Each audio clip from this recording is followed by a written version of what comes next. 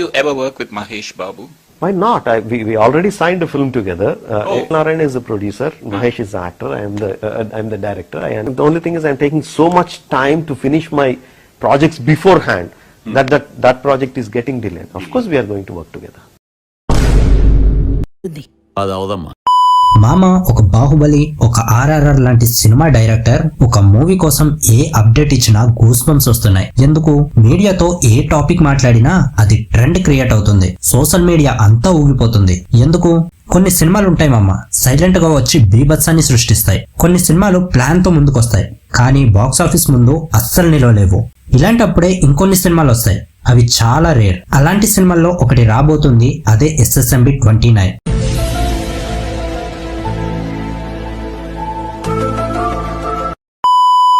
రాజమౌళి గారి సినిమాలంటే ఒక పద్ధతి ఉంటుంది, అందుకే SSMB 29 ఇంటర్నేషనల్ అడ్వెంచర్ థీమ్ గా మారింది. సింపుల్ గా చెప్పాలంటే హాలీవుడ్ లో మన తెలుగు జెండాను పాతేద్దామని ఫిక్స్ అయిపోయారన్నమాట. ఈ మూవీ టాక్స్ స్టార్టింగ్ నుండే చెప్తున్నారు ఇది అడ్వెంచరల్ థీమ్ అని. అండ్ ఈ విషయం అందరికీ తెలుసు, రాజమౌళి గారే కన్ఫర్మ్ చేశారు. అయినా ఈ సినిమా చాలా పెద్ద టాస్క్, ఎందుకంటే ఈ సినిమాకు ముందే టార్జన్, ఇండియానా జోన్స్ లాంటి సినిమాలు హాలీవుడ్ లో ఉన్నాయి, అది కూడా 90s time. It's an adventure story. I wanted to do an adventure for a long time. Indiana Jones is one of my all-time favorite movies. I wanted to do something like Indiana Jones. Hollywood వాళ్ళు అన్ని రకాలైన genres ను touch చేశారు. Action, అడ్వెంచరల్, drama వాళ్ళకి కొత్త ఏమీ కాదు. అలాంటిది వాళ్ళ అటెన్షన్ ను గ్రాబ్ చేయడం అంటే మామూలు విషయం కాదు మరి. అలాగని మన సినిమాలు వాళ్ళ ముందు టాప్ లో ఉండాల్సిన పని లేదు, జస్ట్ ఇండియన్ వెర్షన్ లో ఉంటే చాలు, వాళ్ళకది కొత్తగా ఉంటుంది. అందుకే బాహుబలి, RRR, దంగల్ లాంటి సినిమాలు హాలీవుడ్ లో అంత క్రేజ్ ని సంపాదించాయి. ఎందుకంటే మన స్టోరీల్లో కల్చర్, మెయిన్లీ సోల్ ఉంటుంది, అందుకే వాళ్ళకి అవి చాలా కొత్తగా ఉంటాయి. కావాలంటే వరల్డ్ వైడ్ గా టాప్ లో ఉన్న ఇండియన్ సినిమాలను చూడండి, అందులో మన కల్చర్ ఖచ్చితంగా ఉంటుంది.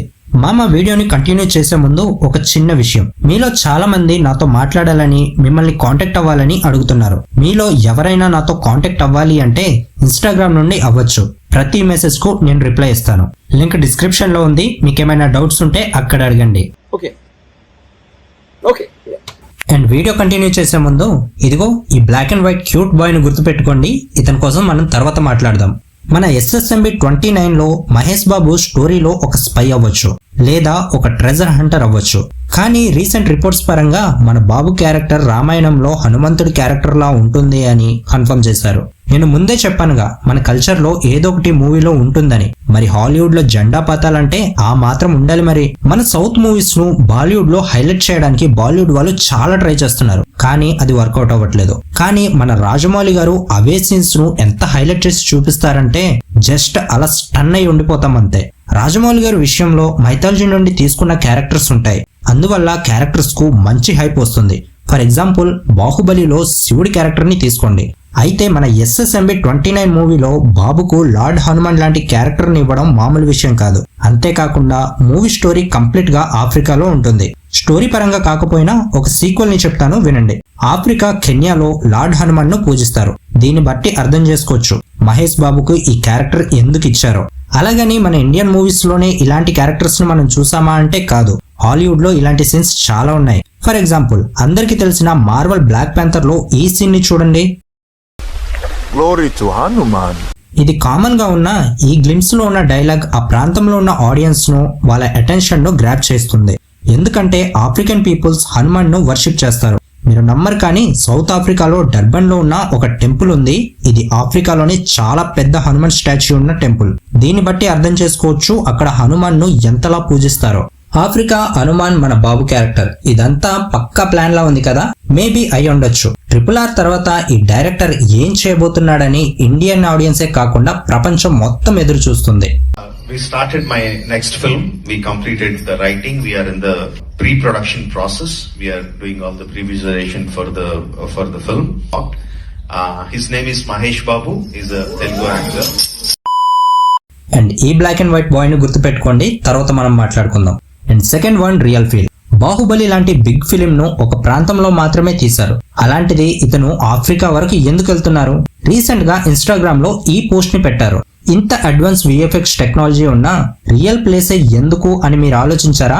ఎస్, ఆ రియల్ ఫీల్ VFX లో మనకు కనిపించదు. మనం ఎంత CGI చేసినా అది ఫేక్ అని మనం క్లియర్ గా అర్థం చేసుకోవచ్చు. ఆ రియల్ ఫీల్ రావాలనే ఆఫ్రికాలో మూవీ ప్లాన్ చేశారు. హాలీవుడ్ లో ఇది కూడా ముందే వాడేశారు. నోలన్ మామ సినిమాల్లో ఇది కామన్ గా ఉంటుంది.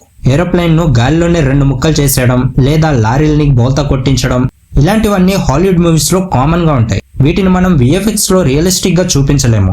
అలాగని SSMB 29 అంతా VFX ఉండదా అంటే అలాగని కాదు, కొన్ని షార్ట్స్ మాత్రమే ఉంటాయి. అండ్ చెప్పడం మర్చిపోయాను, నోలన్ మామ మూవీస్ లో ఇప్పటి వరకు తను టచ్ చేయని ఒక బెస్ట్ జానర్ ని నేను మీ ముందుకు తీసుకొని రాబోతున్నాను. ఆ వీడియో మీరు ఇప్పటి వరకు చూసిన వీడియోలా ఉండదు. ఆ వీడియో మీరు మిస్ అవ్వకుండా ఉండడానికి మన ఛానల్ ని సబ్స్క్రైబ్ చేసుకుని బెల్ ని ఆన్ లో పెట్టుకోండి. అండ్ ముందే చెప్తున్నాను, అది ఒక రాజు కథ. అండ్ ఇందులో థర్డ్ వన్ ఇమాజినేషన్ చేసుకోండి. ఒక ఇండియన్ పర్సన్ ఆఫ్రికా ఎడారుల్లో అడవి తెగలతో కలిసి ట్రెజర్ ఫైండ్ అవుట్ చేస్తుంటే ఎలా ఉంటుంది అంటే 1920 to 1930s మధ్య కాలంలో చాలా మంది ఇండియన్స్ ఆఫ్రికా నుండి మైగ్రేట్ అయ్యారు త్రూ బ్రిటిషర్స్ ద్వారా. రాజమౌళి సినిమాలో హిస్టరీ అనేది కామన్ అండ్ అది కీ పాయింట్ కూడా. మేబీ ఈ కథకు ఇదే మెయిన్ లీడ్ అవ్వచ్చు. And fourth one budget. ఇక బడ్జెట్ విషయానికి వస్తే అందరూ ఈ నెంబర్ అనుకుంటున్నారు. బాహుబలి సినిమాకు అనుకున్న బడ్జెట్ కన్నా డబుల్ అయింది. కానీ ఆ మూవీ మైల్ స్టోన్. ఆ తర్వాత వచ్చిన సినిమాలు రూటే మారిపోయాయి. పైగా SSMB 29 2 parts గా వస్తుంది. అంటే సెకండ్ పార్ట్ లో సాలిడ్ ఎండ్ ఉండబోతుంది అని అర్థమవుతుంది. అందుకే దీనికి 1000 crores అని చాలా మంది పిలుస్తున్నారు. అది కూడా ఒక్క పార్టీకి మాత్రమే అంటున్నారు. సరే 2 parts కి కలిపి 1000 కోట్లు అనుకున్నా అది అవ్వదు.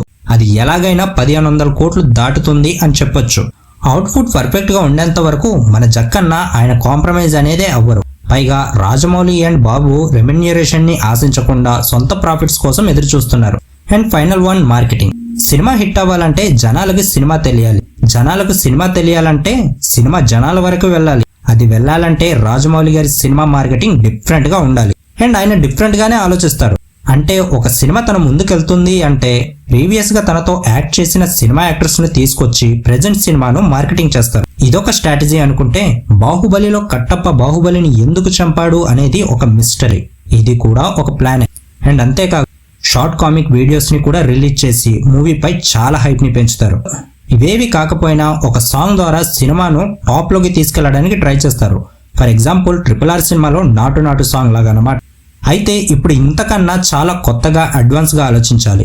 అందుకే మన రాజమౌళి గారు SSMB 29 ను సోషల్ మీడియాలో లేపుతున్నారు. తనకు తెలుసు మన యంగ్ స్టార్స్ ఎక్కడ టైం స్పెండ్ చేస్తున్నారు.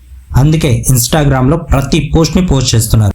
మేబీ ఈ సినిమా రిలీజ్ అయ్యే లోపు దాదాపుగా నాకు 30+ ఉంటుందేమో. నేను నా పిల్లలతో పాటు ఈ సినిమాని చూస్తానేమో అనిపిస్తుంది. మరి పార్ట్ 2 విషయానికి వస్తే వామో అది ఊహించలేం. మరి మీరేమనుకుంటున్నారో కామెంట్ సెక్షన్ లో కామెంట్ చేయండి. అండ్ మర్చిపోకండి, నెక్స్ట్ వీడియో మన నోలన్ మామ సినిమాపై ఉంటుంది.